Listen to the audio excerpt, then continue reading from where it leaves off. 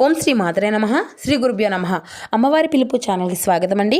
ఆ అమ్మవారి యొక్క ఆశీస్సులు మనపై ఎప్పుడు ఉండాలి అని మనస్ఫూర్తిగా కోరుకుంటూ ఈరోజు వీడియో అయితే స్టార్ట్ చేయబోతున్నాను ఫ్రెండ్స్. ఈరోజు వీడియోలో అమ్మవారి పిలుపు ద్వారా మనకు అందబోయేటువంటి సందేశం ఏమిటి అంటే, బిడ్డ నీ కోసమై సాక్షాత్తు ఇంద్రకీలాద్రి నుండి వస్తున్నటువంటి ఈ యొక్క శుభవార్త కాదని నన్ను అగౌరవపరచకుండా ఒక్కసారి ఈ యొక్క శుభవార్తలో ఉన్నటువంటి ఆంతర్యం ఏమిటో నీవు తప్పకుండా తెలుసుకుంటావు అని అనుకుంటున్నాను.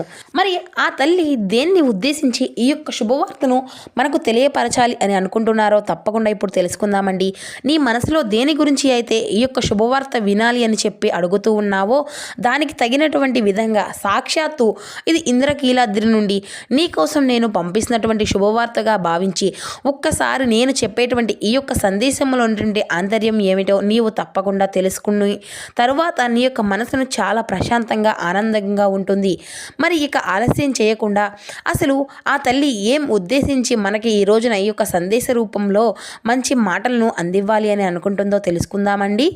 మరి చాలామంది ఈ తల్లి యొక్క భక్తులు కొంతమంది ఆ తల్లిని అడుగుతూ ఉంటారట, తల్లి ప్రతిరోజు కూడా నేను ఇంద్రకీలాద్రికి రావాలి అని చెప్పి చాలా రోజుల నుండి నేను అడుగుతూనే ఉంటున్నాను. నా యొక్క కుటుంబంతో కలిసి నేను నీ వద్దకు రావాలి అని చెప్పి అనుకుంటున్నాను. కానీ నేనేమో ఆర్థిక సమస్యల వలన నాకున్నటువంటి కొన్ని సమస్యల వలన నేను నీ వద్దకు రాలేకపోతున్నాను. ఈ విషయం నీకు కూడా తెలుసు కదా, ప్రతిరోజు కూడా నీ దగ్గరికి రావాలని చెప్పి అనుకుంటూ ఉంటున్నా. అయితే నీవేమో నా గురించి అలాగే నేను చెప్పినటువంటి ఈ యొక్క మాటల గురించి వింటూనే ఉంటున్నావు అని నాకు తెలుసు. అయినప్పటికీ కూడా నాకు మాత్రం నీ నుండి ఇంద్రకీలాద్రి నుండి పిలుపు అనేది రావడం లేదు. ఎందుకు తల్లి? అలాగే నా యొక్క మనసులో ఉన్నటువంటి కొన్ని కోరికలు ఆలోచనలు చాలా సందేహంలో పడిపోయి ఉన్నాను అని చెప్పి నీవేమో నన్ను అడుగుతున్నావు కదా. కాబట్టి నీ యొక్క కోరికలు ఏవైతే ఉన్నాయో, నీ యొక్క ఆలోచనలు ఏవైతే ఉన్నాయో, నీవు ఇంద్రకీలాద్రికి రావడం లేదు అని చెప్పి దేని గురించి అయితే బాధపడుతూ ఉంటున్నావో అటువంటివి అన్నీ కూడా కలిపి నేను ఈరోజు ఈ యొక్క సందేశ రూపంలో ఒక మంచి శుభవార్తను అయితే నీ ముందుకు చెప్తాను. కాబట్టి నీవు ఇక ఆలస్యం చేయకుండా, బాధపడకుండా, ఏ విషయాన్ని కూడా ఆలోచించకుండా తప్పకుండా నేను చెప్పేటువంటి ఈ యొక్క మాటలన్నిటినీ కూడా శ్రద్ధగా ఆలకించు. నీ యొక్క కళ్ళల్లో ఆనందం చూడాలి అని చాలా రోజుల తర్వాత ఈ యొక్క మంచి శుభవార్తను నీకు చెప్తున్నాను. కాబట్టి నేను చెప్పేటువంటి ఈ యొక్క మాటలు విన్న తర్వాత నీ మనసులో ఉన్నటువంటి బాధ అంతా కూడా పక్కన పెట్టి చాలా అంటే చాలా సంతోషంతో తల్లి ధన్యవాదాలు అని చెప్పి నీవు తప్పకుండా అనాలి. అనేలాగా ఈరోజు ఈ సందేశంలో నీవు వినబోయేటువంటి మాటలను తప్పకుండా ఉంటాయి. అయితే ఎవరి కోసమో అయితే నేను ఈ యొక్క వార్తను తీసుకువచ్చాను. అసలు ఈ యొక్క సందేశంలో ఉన్నటువంటి ఆంతర్యం ఏమిటి అంటే, ప్రతి ఒక్కరికి కూడా ఈరోజు ఆ తల్లి యొక్క భక్తులైనటువంటి ప్రతి ఒక్కరూ కూడా ఏ విధంగా అయితే ఈరోజు ఈ యొక్క సందేశంలో ఆ తల్లి ఏం చెప్పబోతుంది అని చెప్పి తెలుసుకోవాలి అని ఆతృతతో ఉన్నారో, ఈ యొక్క సందేశాన్ని కూడా తీరేలోగా, అంటే మీ యొక్క సందేహాలు అన్నీ తీరేలోగా ఈ రోజున ఈ యొక్క సందేశంలో ఉన్నటువంటి మాటలు ఆ తల్లి మనకు వినిపించబోతుందండి. బిడ్డ, నీ మనసులో దేని గురించి అయితే బాధపడుతూ మదనపడుతూ ఉంటున్నావో, దేని గురించి అయితే నీవు నన్ను సందేహించి అడుగుతూ వచ్చావో దాన్ని అంతరం కూడా తొలగిస్తున్నానమ్మా. నీ యొక్క కళ్ళల్లో ఆనందము చూడడం కోసమే, రాబోయేటువంటి రోజుల్లో నీ యొక్క మనసులో అంతా కూడా ప్రశాంతంగా ఉంచడం కోసమే ఈ రోజున ఆనందకరమైనటువంటి జీవితాన్ని నీవు అనుభవించబోతున్నావు అని తెలియజేయడం కోసమే ఈ రోజునైతే ఈ యొక్క సందేశ రూపంలో నీ ముందుకు వచ్చాను. చూడు బిడ్డ, ఇది చాలా మంచి కాలం, నీవు కోరుకునేటువంటి కాలం నీ ముందు ఉంచబోతున్నాను. నన్ను ప్రతిరోజు కూడా నీవు నా దగ్గరకు వచ్చినప్పుడు, తల్లి నేను ప్రశాంతంగా ఉండాలి, నా యొక్క కోరిక తప్పకుండా నీవు నెరవేర్చాలి అని చెప్పి నీవు ప్రతిరోజు కూడా అడుగుతూ ఉంటున్నావు కదా. అయితే అవును, నీ యొక్క ప్రయత్నము అనేది తప్పకుండా నీవు చేస్తూ ఉన్నావు. అలాగే చూస్తూ ఉండు, మిగతావన్నీ కూడా నేనే చూసుకుంటాను. వాటంతటా అన్నీ కూడా అవి జరగబోతూ ఉంటాయి. ఇటువంటివి అన్నీ కూడా ఇప్పటి వరకు నీవు ఎదుర్కొన్నటువంటివి ఓటములు అన్నీ కావచ్చు, లేదంటే కష్టాలు కావచ్చు, అన్నీ కూడా తొలగించబోతున్నాయి. నీ యొక్క జీవితంలో ఆనందంగా సంతోషం రాబోతుంది. అలాగే ధైర్యంగా ఉండు, నిన్ను ప్రతి క్షణం కంటికి రెప్పలా నేను ఎప్పుడూ కూడా కాపాడుకుంటూ ఉంటున్నాను అని నీకు తెలియపరచబోతున్నాను. కానీ నీ యొక్క మనసును అడుగడుగునా కూడా తప్పుడు అంటే కోల్పోయేటువంటి ఆలోచనలే నీవు ఎప్పుడూ కూడా ఈ విధంగానే ఉంటున్నావు. నీకు ఆ తల్లి అంటే నీ తల్లినే నిన్ను కాపాడుకుంటున్నాను అని చెప్పి తప్పక నీకు అయితే చెప్తుంది.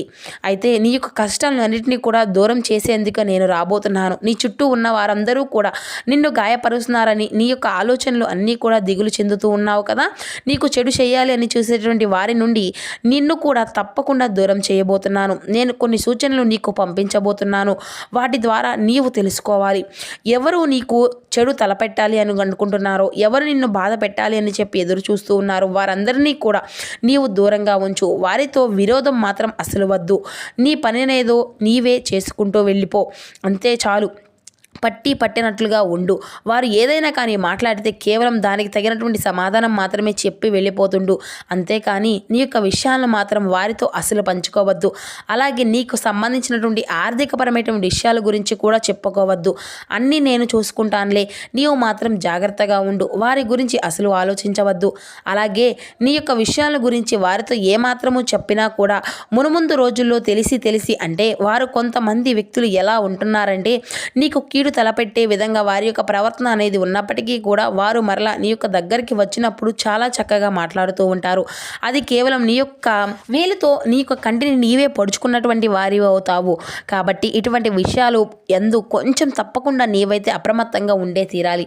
ఇక 100 రెట్లు భగవంతుడు నీకు మంచి చేయబోతున్నాడు. ఫలితాన్ని నీవు తప్పకుండా అంటే నీవు చేసినటువంటి మంచి ఫలితాన్ని కూడా నీవు అనుభవించబోతున్నావు. నీ యొక్క పనుల్లో ఎటువంటి స్వార్థము అనేది లేదు. చూడు బిడ్డ, నీ యొక్క కష్టము అంతా కూడా ఇక ఆఖరి ఘట్టానికి వచ్చేసింది. ఈ మాట చెప్పడానికే నేను ఎంతో సంతోషంగా ఉందాను తెలుసు కదా. ఇక నీవు అయితే చాలా సంతోషంగా ఉండబోతున్నావు. నీ తల్లి చెప్పేది అర్థమవుతుంది కదా. నీవు చాలా అంటే చాలా సంతోషంగా ఉండబోతున్నావు. చూడు, లేనటువంటి వారి కోసం స్వయంగా చూస్తూ మూగజీవులను ఆరాధిస్తూ ఉండు. ఇక మరొక ముఖ్యమైనటువంటి విషయం కూడా నీకు చెప్తాను, శ్రద్ధగా ఆలకించు. అదేమిటి అంటే ఎప్పుడూ కూడా నీ యొక్క జీవితంలో నీ మాట అనేది గుర్తుంచుకొనే తీరాలి. అది ఏమిటి అంటే ఏ జీవికైనా సరే, ఏ ప్రాణికైనా సరే, మంచి చేసిన వారికైనా ఆ యొక్క భగవంతుడు ఎప్పుడూ కూడా తోడుగా ఉంటాడు. బంగారం లాంటి జీవితాన్ని ఇస్తాడు. నీకు ఈ విషయంలో నీవు ఎందుకు పదే నీకు మరీ చెప్తున్నానో తెలుసా? ఇప్పటి వరకు అంటే ఎప్పటి నుండో ప్రశాంతకరమైనటువంటి ఆనందంగా ఉండేటువంటి జీవితం గురించి కోరుకుంటూ వస్తున్నావు. అందుకే ఈ విషయాలన్నిటినీ కూడా నేను చెప్తున్నాను. కాబట్టి నీవు మర్చిపోకుండా ఏదైనా కానీ ఏ పని అయినా కానీ చేసే ముందు 1కి 10 సార్లు జాగ్రత్తగా ఆలోచించి నిర్ణయము అనేది తీసుకుంటూ ఉండు. నీ జీవితము అంతా కూడా సిరి సంపదలతో సంపూర్ణంగా ఉంటుంది అని నేను నీకు హామీ ఇచ్చి మరీ చెప్తున్నాను. అంతేకాదు, నీవు ఎటువంటి జీవితాన్ని అయితే నా తల్లి నాకు ఇప్పటి వరకు నీవు అడుగుతూ వచ్చావో నీ తల్లిని, అంతవరకు అంతకు మించి రెట్టింపైనటువంటి మంచి జీవితాన్ని, ఆనందాన్ని నేను అయితే నీకు ప్రసాదిస్తాను చెప్తున్నాను కదా. ఇకపై నీ యొక్క జీవితము అంతా కూడా సిరి సంపదలతో సంపూర్ణంగా ఉంటావు. ఆర్థిక పరమైనటువంటి ఇబ్బందులు అన్నిటినీ కూడా నీ నుండి దూరం చేస్తాను. నీ కోసం మంచి శుభవార్తని నీవు అయితే వెతుక్కుంటూ వస్తుంది. ఆ యొక్క శుభవార్త ఏమిటో, ఆ యొక్క శుభవార్తను విన్న తరువాత నీ యొక్క మనసు అనేది ఎలా ఉంటుందో నీవే చూస్తావు కదా. ఎంతో ఆనందాన్ని ఇస్తుంది. ఆ యొక్క శుభవార్త నా దుర్గమ్మ నాకు ఎందుకు ఇచ్చింది, ఇన్ని కష్టాల తర్వాత ఇచ్చింది అని చెప్పేసి ఇన్ని రోజులు నీవు అనుకుంటూ ఉంటున్నావు కదా. నీ యొక్క మనసులో ఉన్నటువంటి సంకటాన్ని అంతటినీ కూడా దూరం చేయబోతున్నాను. ఇంద్రకీలాద్రికి రాలేదని చెప్పి, రావడం లేదు అని చెప్పి, రావడానికి వీలు పడడం లేదు అని చెప్పి బాధపడుతూ ఉంటున్నావు కదా. దానికి సంబంధించినటువంటి శుభవార్త కూడా నీవు వినేటువంటి ఖచ్చితంగా రోజు అనేది వచ్చే తీరుతుంది. నీవే కాదు, నీ యొక్క కుటుంబంతో కలిసి ప్రయాణమై నీవు ఇంద్రకీలాద్రికి ప్రయాణము అతి త్వరలోనే నీవు చేయబోతున్నావు. అందుకు కావాల్సినటువంటి వనరులు, అందుకు కావాల్సినటువంటి వసతులు అన్నిటినీ కూడా అంటే కావాల్సినటువంటి డబ్బుని అన్నిటినీ కూడా నీకు అయితే ఏర్పాటు చేయబోతున్నాను. నీకు తెలియకుండానే, అనుకోకుండానే నీవు అయితే ఇంద్రకీలాద్రికి ప్రయాణానికి నీ యొక్క కుటుంబం అనేది నీకు సహాయపడుతుంది. తద్వారా ఈ యొక్క ఇంద్రకీలాద్రి మెట్లు ఎక్కిన తరువాత నీలో ఉన్నటువంటి చెడు ఆలోచనలు కావచ్చు, లేదంటే అలాగే నీ యొక్క ధైర్యము అంటే నీ యొక్క మనసులో ధైర్యం లేదు అని చెప్పి బాధపడుతూ ఉంటావు కదా, ఆ యొక్క ధైర్యం కావచ్చు, ఇలా నీవు ఏదైతే ఆ తల్లిని అడిగావో అటువంటివి అన్నీ కూడా రెట్టింపుగా నీకు ఇస్తాను.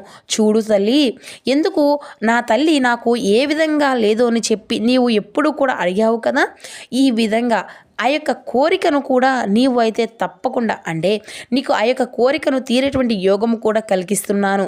అది ఏ కోరిక అయినా కావచ్చు, ఉద్యోగం కావచ్చు, లేదంటే నీ యొక్క బిడ్డల కోసం కావచ్చు, నీ యొక్క బంధం కోసం కావచ్చు, లేదా నీ కోసమే కావచ్చు. ఇలా అది ఎవరి కోసమైనా కానీ నీ యొక్క కోరిక కోరి ఉంటే, లేదంటే నీ కోసం నీవే నీ యొక్క కోరిక అనేది కోరి ఉన్నా కూడా సరే, నీ కోసము నేను మంచి శుభవార్తను అయితే ఇస్తున్నాను తల్లి. ఆ యొక్క శుభవార్తను నీవు తప్పకుండా ఆప్యాయంగా అందుకుంటావు.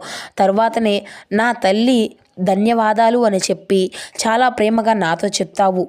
నన్ను చాలా రోజుల నుండి నీవు కొన్ని విషయాల దగ్గర దూషిస్తూ ఉంటున్నావు కదా. నీ యొక్క మనసును చాలా అంటే చాలా దుర్భయంగా మారిపోతూ తయారవుతూ ఉంటుంది నాకు తెలుసు. అంటే నీకు నచ్చినటువంటి కష్టాల వల్ల, నీలో ఉన్నటువంటి బాధల వల్ల నన్ను కూడా దూషిస్తూ ఉంటున్నావు. కానీ నేను ఎప్పుడూ కూడా బాధపడడం లేదు. ఎందుకంటే నా బిడ్డలు ప్రేమించినా అంతే ప్రేమిస్తారు. బాధ వచ్చినా కూడా ఏదైనా మాటలు అన్నప్పుడు కూడా నేను చిన్నబుచ్చుకోను. అది అంతా కూడా మీకు ఉన్నటువంటి అంటే నీ జ్ఞానానికే వదిలేస్తున్నాను. ఏదైనా కానీ కర్మ ఫలితాలు ఆధారంగా మీరు పొందుతారు అని చెప్పి చాలా రోజుల నుండి చెప్తూ ఉంటున్నాను కదా. కాబట్టి మీకు కర్మ ఫలితాల వల్ల మీకు కోరికలు కానీ లేదంటే కష్టాలు కానీ గట్టెక్కుతూ వస్తున్నాయి. అది కొన్నిసార్లు ఆలస్యం కావచ్చు, కొన్నిసార్లు నీవు అడిగిన వెంటనే నెరవేర్చుకోవచ్చు. అందుకోసం నీవు శ్రద్ధ, సబూరి, ఓర్పు, సహనంతో ఉండమని నీకు ఎన్నోసార్లు నీకు అందిస్తూనే చెప్తున్నాను. కానీ కొంతమంది ఏంటంటే ఈ తల్లి యొక్క మార్గంలో నడుచుకుంటారు. కొంతమంది ఏంటంటే విన్నటువంటి వారు మూర్ఖంగా ప్రవర్తిస్తూ దైవాన్ని నిందిస్తూ ఉంటారు. అదే పని నీవు కూడా చేశావు. అయితే నీవు ధైర్యంగా దైవాన్ని నిందించావు. నన్ను ఏమీ అనడం లేదు. నేను నిన్ను ప్రతి ఒక్క విషయాన్ని కూడా అర్థం చేసుకున్నాను. కాబట్టి నేను ఎప్పుడూ కూడా నీపై కోపాన్ని చూపడం లేదు, చూపించబోను కూడాను. నీవు నీ యొక్క కుటుంబం అలాగే ఎవరైతే ప్రేమగా తల్లి అని పిలుస్తూ అన్ని విషయాల్లో కూడా అంటే ప్రతి ఒక్క విషయంలో కూడా నాతో పంచుకుంటూ సదా నా యొక్క నామస్మరణ చేస్తూ తల్లిగా నా యొక్క బిడ్డల్లాగా అలాగే నన్ను ఏ బంధంతో అయితే మీరు ఆప్యాయంగా పిలుస్తూ ఉంటారో అలా ప్రతి ఒక్కసారి నేను కూడా ఆ విధంగానే అంతే తోడుగా ఉంటున్నాను. ఇక అలాగే నీకు ఇంద్రకీలాద్రి ప్రయాణం అతి తొందరలోనే ఖరారు చేస్తున్నాను. నీకు కుటుంబంతో సంతోషంగా ఈ ఇంద్రకీలాద్రి కొండను ఎక్కడానికి అతి త్వరలోనే సిద్ధంగా ఉంటారు అని చెప్పి మరొకసారి తెలియజేస్తున్నాను. అందుకే ఇది సాక్షాత్తు ఇంద్రకీలాద్రి నుండి నీ కోసం వస్తున్నటువంటి శుభవార్త అని మరీ చెప్తున్నాను. ఇక ఆలస్యం చేయకుండా నీ మనసులో ఉన్నటువంటి సంఘటనలు అన్నిటినీ కూడా దూరం చేసుకో. ఈ యొక్క పని అంతా కూడా పూర్తయిన తర్వాత ఇంద్రకీలాద్రికి వస్తావు. ఒక పెద్ద అద్భుతమే నీ ముందుకు రాబోతుంది. ఎప్పుడూ కూడా ఇప్పుడు మనం అతి త్వరలోనే కలుసుకోబోతున్నాము అని నేను నీకు గుర్తు చేస్తూ ఈరోజు ఈ యొక్క సందేశాన్ని నీ ముందుకు తీసుకువచ్చాను. సో ఇంట్లో అంతా కూడా బాగుంటే మనశ్శాంతి ఎప్పుడూ కూడా మన ముంగిట్లోనే ఉంటుంది.